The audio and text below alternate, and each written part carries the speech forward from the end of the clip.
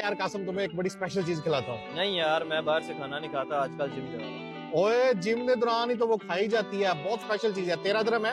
हाँ है, 13 दिन। चल दो 13 दिरहम।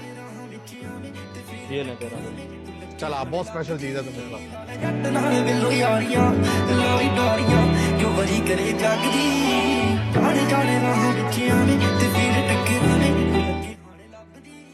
यार इतनी हैरानगी से क्या देख रहे हो?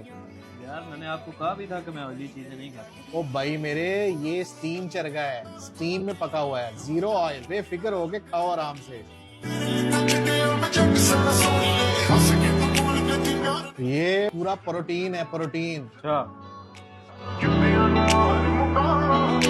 हाँ मजा आया फिर। यार ये तो वाकई बहुत आला चीज है। बाकी 13 दिन का। ये 26 दिरहम का है, 13 तुम्हारे 13 मेरे। मैं तो रोजाना किसी ना किसी को साथ ला के ऐसे ही खा लेता हूँ।